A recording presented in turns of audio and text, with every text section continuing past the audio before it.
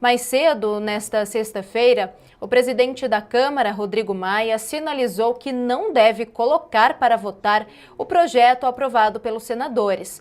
Para ele, uma intervenção do Congresso nesse sentido pode provocar efeitos colaterais em outras linhas, encarecendo o crédito para os consumidores. Na visão do presidente da Câmara, os bancos precisam encontrar de maneira rápida soluções para produtos tão nocivos aos clientes. E para esclarecer melhor sobre este assunto, gentilmente nos atende ao vivo aqui na Jovem Pan a economista e professora de Economia e Finanças no IBMEC, Mila Maia. Mila, ótima noite para você. Muito obrigada por nos atender ao vivo aqui na Jovem Pan. Boa noite, Letícia. O prazer é todo meu estar aqui podendo falar com vocês sobre esse assunto.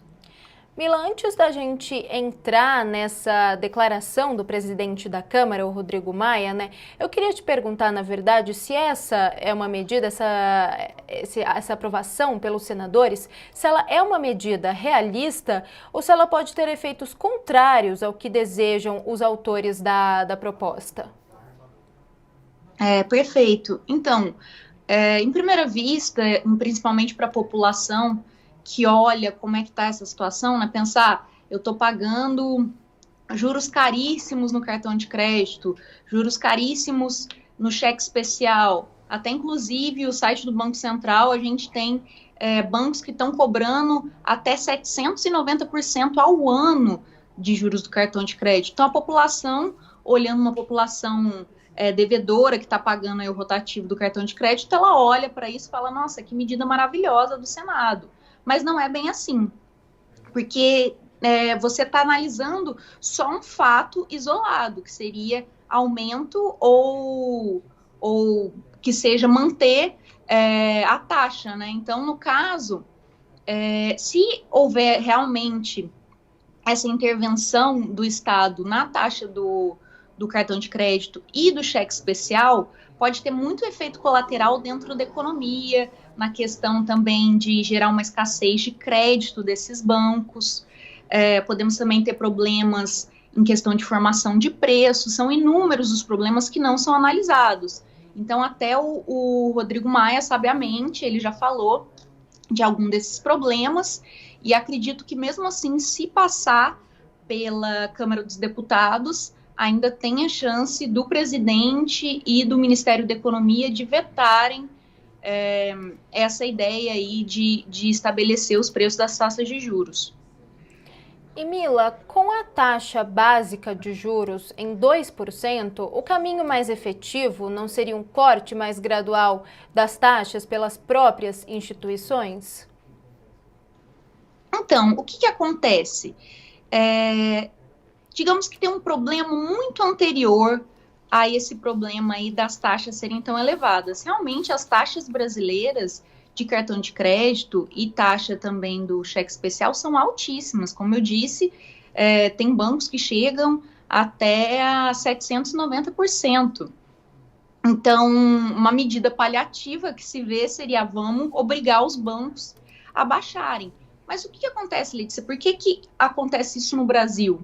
Aqui no Brasil, a gente tem uma concentração muito grande bancária. Então, são poucos bancos que ocupam uma representação muito alta. Então, a partir desse momento que tem poucos bancos, a competitividade entre eles é muito baixa.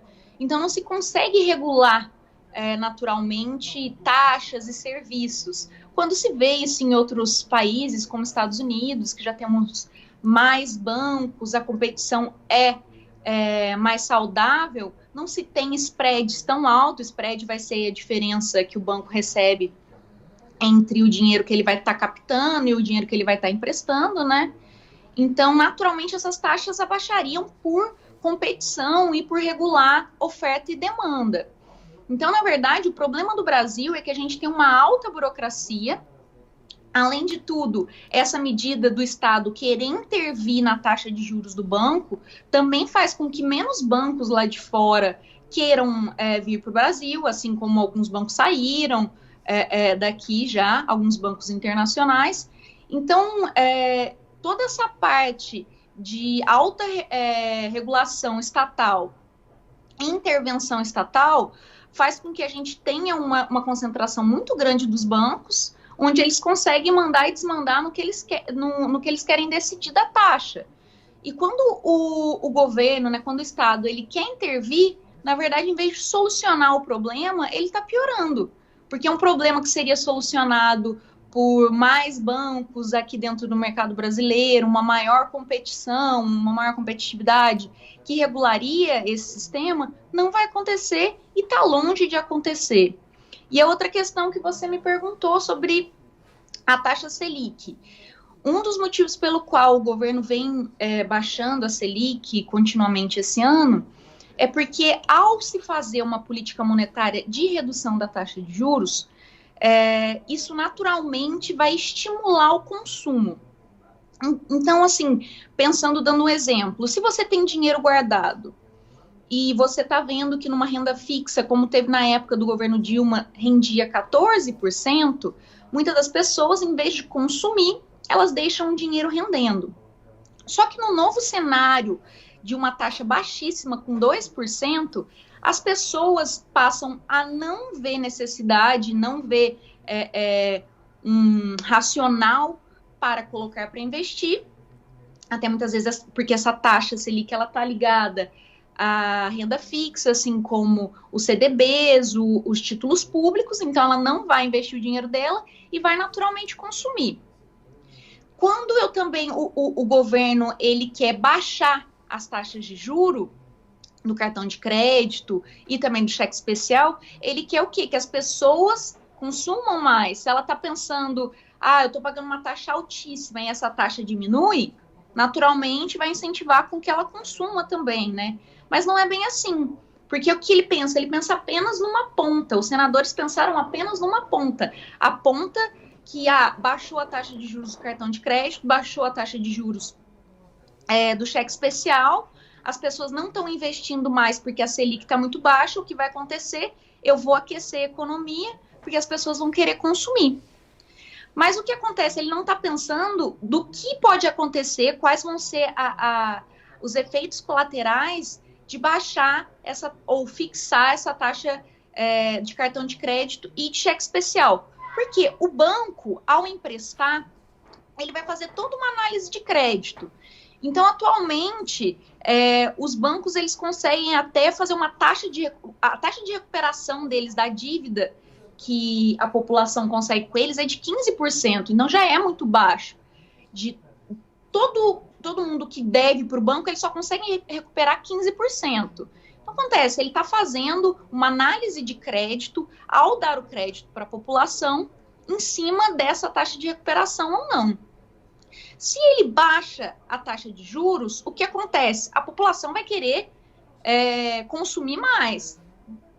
A população vai pensar assim, eu vou colocar no rotativo do cartão de crédito, eu vou utilizar o cheque especial porque está baixíssima a taxa. Então, o banco que fazia uma conta de quanto que era ou não o que a gente chama de default, que é o risco de default, o risco de crédito dessa população não está pagando, e ele colocava embutido nessa taxa de cartão de crédito e taxa de cheque especial, ele vai ter que jogar para outra ponta. Então, o que vai acontecer? Vai diminuir o crédito disponibilizado, por exemplo, de empréstimo, de financiamento, para empresas, empresários. O banco vai ter que equalizar de alguma forma. Então, a população que muitas vezes está olhando por um viés de minha dívida vai diminuir, ela não está vendo que, de alguma forma, o banco vai ter que ajeitar isso, ele vai ter que regular. E, querendo ou não, ele vai estar atrapalhando aí a economia.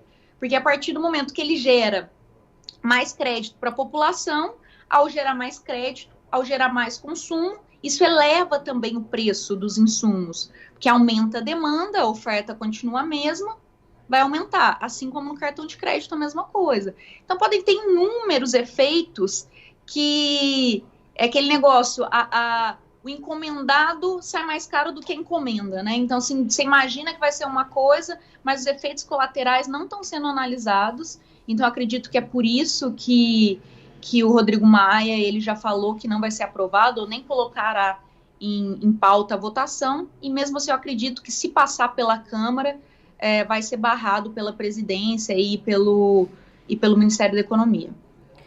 Mila, aproveitando também a sua aula, né, na verdade, sobre economia, já que falar sobre taxa Selic, sobre juros, não é um assunto tão simples assim, né, é um assunto técnico. Aproveitando para te perguntar também que essa escolha, na verdade, essa determinação do governo de diminuir a taxa Selic para o menor patamar da história, ele só aconteceria numa situação como essa, de uma crise sem precedentes que a gente está vivendo, né? O governo normalmente não faria isso se não fosse para gerar esse aquecimento da economia, né, estimular as pessoas a voltarem a consumir depois desse período tão difícil, né? Então, isso é uma situação que está acontecendo por causa da pandemia ou outras situações poderiam chegar a esse patamar, menor patamar da história, né, da taxa Selic? Então, no começo do governo do atual presidente Jair Bolsonaro, também durante a corrida eleitoral, ele já falou alguma das ideias que ele estava querendo fazer para o governo para melhorar o nosso governo. Reforma tributária, reforma administrativa, reforma da Previdência, entre outros, né, privatizações. Então, na verdade, todas essas medidas que o governo estava prevendo, nada mais eram para quê? Para o nosso país voltar a crescer. E como que a gente mede, qual que é o indexadorzinho, né, a medida com que a gente vê que o nosso país está ou não está crescendo? A gente vê pelo PIB, que é o Produto Interno Bruto. Então, para dizer se um país está crescendo ou não, a gente vai olhar pelo PIB. Quando o PIB está negativo, a gente diz que está em recessão. Então, no fim do último governo, a gente passou por uma recessão, a gente estava em recessão, que a gente teve toda a crise política e crise econômica, então nosso PIB estava negativo. Uma das formas de se aquecer o PIB, que é utilizado por economistas mais desenvolvimentistas, que é aquele chamado um governo mais populista, como é que eles fazem para o PIB melhorar? Eles incentivam o consumo, porque dentro da ótica do consumo do PIB, se você aumenta o consumo, você aumenta o PIB, entendeu? Se as famílias estão consumindo mais, você visualmente no PIB também vai crescer. Claro que há controvérsias de que essa é uma medida de curto prazo, então o PIB cresce a curto prazo, mas depois ele volta a cair, é o famoso voo de galinha, né, que até o Paulo Guedes fala. Você começa a crescer a galinha no voo, ela começa a levantar voo, o que acontece? Ela cai, porque ela não é de voar. Então, quando se foca em consumo, você consegue uma medida de crescimento do PIB, mas nem sempre é uma medida sustentável a longo prazo. O governo do Bolsonaro e junto com o ministro da Economia, Paulo Guedes, o que eles queriam? Eles queriam reformas que fizessem com que o aumento do PIB ele fosse sustentável a longo prazo. Só que quando veio a pandemia, essas reformas já se viram um pouco mais complicadas, porque, por exemplo, a reforma administrativa, que ia ter algumas demissões, privatizações, ficaram paradas, porque a gente chama que o governo ele passou a ter um orçamento de guerra, que é quando ele pode gastar além do previsto. Então, se mudou completamente a previsão do governo para aumentar o PIB. Então, uma das medidas que se voltou a fazer, que agora ele está fazendo, é utilizar a política monetária. Política monetária, quando você faz ajuste ou não da quantidade de moeda que está na economia, uma das formas é mexer na taxa de juros, na taxa básica de juros, que é a Selic. Então, assim, não era previsto que o governo fizesse essas mudanças tão bruscas na Selic.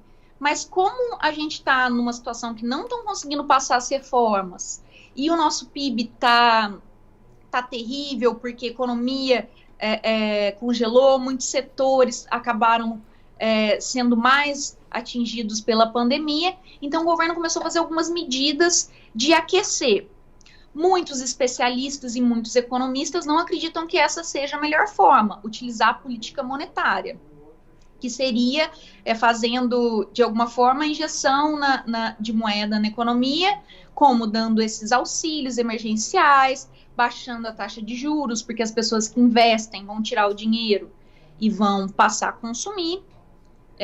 Isso também muito ligado a renda fixa, né, poupança, tesouro direto, o que aconteceu também que muitas pessoas foram para a Bolsa de Valores, e isso traria, de certa forma, um leve aquecimento.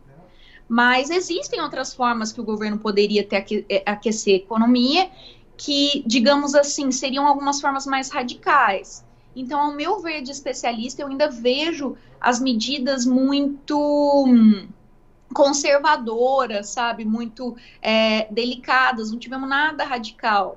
Se ouviu falar que poderia ser feito um quantitative easing, que é um nome dado, que nada mais é do que injeção de moeda direta na economia, que é imprimir mais papel moeda, geraria uma inflaçãozinha, ou, como muitos acreditam, poderia gerar uma hiperinflação, que era o grande medo, mas é uma medida mais radical. Então, assim, digamos que muitas pessoas criticam essas medidas que estão sendo tomadas, porque além de serem medidas mais pontuais, não estão surtindo grande efeito. Então, você vai aí diminuir a taxa do cartão de crédito, como os senadores acreditam. Isso não vai surtir um efeito tão significativo, porque bate na outra ponta, gera escassez de crédito. Então, digamos assim, que, na minha opinião, o governo devia continuar focando nas reformas, porque a partir do momento que você consegue melhorar a situação do país, com menos desemprego, as pessoas voltam a consumir, voltam a ter confiança no país. A questão do Brasil, que muito se fala, principalmente agora, é a questão tributária, porque, não sei se você sabe, ou se os telespectadores sabem, em torno de 5 meses do nosso salário são só para pagar tributos. Então, você trabalha 5 meses no ano só para pagar tributo. Então, não é que o governo ele cobra pouco tributo. Não, ele gasta mal. A coleta de tributos do Brasil é muito alta, mas ele gasta mal. Ele não gasta, de certa forma, para gerar uma infraestrutura no país que gere mais emprego, que gere crescimento, que gere uma liberdade econômica que atrai investimento de fora. Pelo contrário, ele está focando muitas vezes em folha de pagamento, em empresas estatais que dão prejuízo e a gente que tem que pagar o prejuízo dessas empresas estatais. Então, eu vejo que aquelas medidas que pareciam tão assim, bem pensadas para a gente não estar no voo de galinha, elas entraram em pausa e a gente voltou a medidas de voo de galinha. Basicamente isso. E Mila, quais seriam então as saídas para incrementar o crédito na pandemia sem essa imposição de corte pelos juros, dos juros pelo Congresso, né? O que poderia ser feito? Então, em primeiro lugar, eu acredito que uma das coisas que o governo, né, o Ministério da Economia, ele tentou fazer foi gerar, de certa forma, um crédito adicional para empreendedores, focar muitas vezes nos empreendedores, nos empresários, para que esses empreendedores e empresários eles conseguissem pagar a folha de funcionários deles. Teve um grande problema nesse repasse, nessa questão de facilidade de geração de crédito para os empresários e para os empreendedores, porque os bancos ficaram com medo de risco de crédito, das empresas quebrarem e nunca pagarem. Porque o que acontece? Quando essas empresas elas conseguem pagar o funcionário, nós temos menos demissões. Ao ter menos demissões, as pessoas continuam com uma renda suficiente para pagar a escola do filho, para consumir que seja parte de bens de consumo, como roupas, móveis, carros. Então, isso faria com que, naturalmente, as pessoas passassem a consumir com um nível de confiança maior, né? Só que como teve muito desemprego e também teve muita desconfiança da população, a população que ela fez, ela segurou o dinheiro, ela parou de gastar. Mesmo a população que continuou empregada, ela parou de gastar. E alguns setores da economia ainda, eles se expandiram, eles passaram a contratar mais, foram setores, por exemplo, como de logística, supermercados, então eles contrataram mais, temos mais pessoas contratadas. Mas acontece que, como boa parte do foco do governo foi para tampar um buraco que já existia, que era o que a gente já tinha um rombo no sistema de saúde. O sistema de saúde ele já vem com desvios e problemas. O sistema de saúde do Brasil é péssimo, né? Assim como o sistema também de educação. Então, era um problema que já se tinha. Então, o que aconteceu? Como o governo... Você só consegue, na verdade, melhorar os problemas que o governo tem com saúde, segurança e educação, se ele tiver dinheiro. Então, as reformas, elas eram para ser feitas para que o governo tivesse dinheiro e, assim, investisse nas coisas certas e, naturalmente, o país fosse crescendo. Como não aconteceu isso, o governo focou muitas vezes em medidas marginais, como eu disse, não foram medidas tão radicais a ponto de tentar melhorar alguma coisa. Então, assim, essa liberdade que se deu para os estados para fechar, muitas vezes, os setores da economia, isso foi uma grande discussão. Vai fazer quarentena vertical, quarentena horizontal, como é que funciona, como é que não funciona. A gente não tinha teste suficiente para fazer, para saber se as pessoas estavam ou não estavam com corona. A gente não tinha máscara suficiente para se colocar dentro dos hospitais públicos. A gente vê estados que tiveram superfaturamento em respiradores. Então, você vê que é um negócio que o buraco é muito mais embaixo. Se a gente tivesse feito de forma eficiente e eficaz a gestão toda dessa crise, sem ter um superfaturamento, ter pontos focais de como ver na maior parte da população se está infectado, se não está infectado, alguns setores da economia voltarem aos poucos.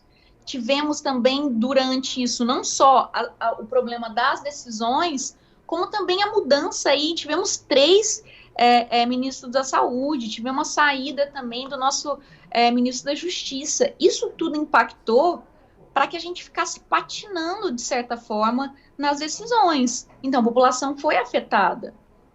A gente acha muito que era uma novela, né? Se ri. A Mandetta saiu, Tais saiu. E agora ficava na verdade, de certa forma, o brasileiro ele tem uma capacidade, uma habilidade de fazer piada com a própria desgraça. Mas acontece que isso atrapalhou muito a resolução do problema. Então, agora a gente está pagando por isso. Muitos outros países já estão retomando a todo vapor da economia, enquanto a gente ainda está discutindo aí como que vai ser feito, como não vai ser feito, quando que abre esse setor, quando não abre esse setor. Aí entra pautas de discussão de vai ter CPMF, não vai ter, que são as discussões da questão tributária. Então, eu vejo pouca precisão nas decisões, sabe? Um retardamento, de certa forma, e uma confusão de informações, uma briga interna muito grande no governo, onde certas pessoas acreditam numa linha, o próprio ministro do presidente acredita numa linha, o presidente acredita em outra linha. Então, isso atrasou muitas decisões e acabou com que não fosse eficiente e a população sofresse com isso. Mila, aproveitando também que você citou sobre essa tendência, né, dos brasileiros guardarem dinheiro durante a pandemia por medo, né, por não saber o que vai acontecer, momentos incertos, o Banco Central anunciou recentemente, já é uma notícia da semana passada, mas que eu gostaria de te perguntar como que você avalia a questão da nota de R$200, né, que gerou muito burburinho aí, as redes sociais ficaram tomadas de memes por causa da nota de R$200. E eu queria saber, o Banco Central alegou que não seria a desvalorização do real e nem questão de inflação, e sim por causa desse entesouramento, né, do dinheiro, as pessoas deixando o dinheiro em casa e não necessariamente nos bancos e tal, não gastando. E também sobre a questão do auxílio emergencial, que você também citou, que é o governo colocando dinheiro em circulação para aquecer, né, esse mercado. Como que você avalia essa medida da nota de 200? Então, a nota de R$200 realmente ela não vai gerar mais inflação, que é como eu até expliquei anteriormente, que uma das medidas mais radicais que o governo poderia fazer para melhorar o consumo é utilizar o que a gente chama de quantitative easing, ou QE, na economia, que é quando você faz impressão de papel moeda. Então, no caso das notas de R$200, elas não são, digamos assim, você não está injetando mais dinheiro na economia. Não, eles estão retirando outras notas, por exemplo, a cada 2 notas de 100, vai entrar uma de 200, entendeu? Então, na verdade, você continua com uma quantidade somada igual, então, se não seria um novo dinheiro, não estaria, a quantidade de notas de R$200 estaria a mais. Então, nesse caso, não geraria inflação, porque se você está injetando mais dinheiro na economia, naturalmente as pessoas vão consumir mais. Ao consumirem mais, com a mesma quantidade de oferta, é natural, se você pensar pelo viés de um empresário, se as pessoas estão consumindo mais o seu produto e você está ofertando a mesma quantidade, o que você faz? Você aumenta os preços. O aumento dos preços que significa a inflação. A inflação nada mais é do que o aumento dos preços ao longo do tempo. Então, o que o Banco Central diz, ao ele dizer, a gente não vai estar mexendo na inflação, é isso, porque ele não está injetando dinheiro, então não significa que vai aumentar a demanda, aumentar o consumo, e naturalmente isso faria com que subisse a inflação. Contudo, uma coisa que ele não diz é que, assim, na verdade, essa nota de R$200, ela é, sim, muito por questão de desvalorização da nossa moeda ao longo dos anos. Então, uma pessoa, assim, se quer entender um pouco mais sobre inflação e entender que agora o nosso dinheiro vale menos, então a gente vai estar utilizando mais notas mais altas, é assim, é só pensar em 20 anos atrás, se você ia no supermercado com R$50, você comprava muitos itens, né? Você poderia comprar aí um refrigerante, sei lá quantos quilos de arroz, de feijão, café, uma carne, e hoje em dia, se você vai com R$50, às vezes você não consegue nem comprar carne. Então, o que é isso? Os preços subiram. Você não consegue mais com R$50 comprar tudo que você comprava, porque os preços de hoje estão bem mais caros do que o de antigamente.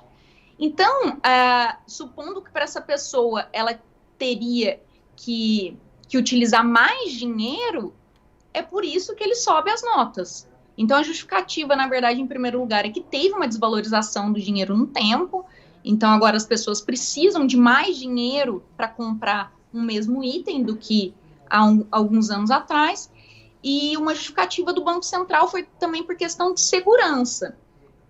Então, muitas vezes nas transações, onde você tinha grande quantidade de dinheiro, na verdade, assim, era mais perigoso você ter várias notas, isso para circulação, do que ter uma nota de 200. Sinceramente, eu acho essa medida, na verdade, descabida para o momento, por isso até que surgiu muitos memes. Não tem eu acho que uma razão pontual e plausível para se criar. Na verdade, sei lá, talvez as pessoas queiram utilizar essa nota de R$200, olha só, eu tenho uma nota de R$200, eu quero pagar com a minha nota de R$200.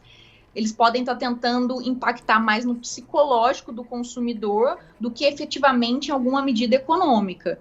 Porque economicamente eles vão estar trocando 6 por meia dúzia. Você continua com R$200 no bolso, só que em vez de você ter, por exemplo, 4 notas de 50, agora você tem uma de 200. Assim como aconteceu, não estou querendo dizer que vai acontecer isso igual na época que a gente teve do cruzado, do novo cruzado, que você tinha, muitas vezes você precisava de 1.000, sei lá quanto, para comprar uma coisinha, né? Isso é o quê? Hiperinflação. Então, como a gente passou ao longo dos anos, está inflacionando a nossa moeda, ela está perdendo, então, o valor de compra. Então, hoje, se você paga com R$200, é porque teve a inflação, os preços aumentaram. Então, você não compra mais do que você comprava com 50. Mila, eu tinha muitas outras questões, mas infelizmente o nosso tempo aqui é curto e vou ter que encerrar, mas te agradeço imensamente pela disponibilidade de conversar conosco, uma aula de economia, né? Realmente estamos num ano muito complicado, são muitas decisões, é difícil acompanhar, né, essa tomada de decisões do Ministério da Economia, todos fomos pegos de surpresa por essa pandemia e em uma próxima oportunidade a gente conversa mais. Muito obrigada pelo convite novamente e boa noite. Até a próxima. Nós conversamos aqui na Jovem Pan com a economista e professora de Economia e Finanças no IBMEC, Mila Maia. Ótima noite para você, Mila, e ótimo final de semana também.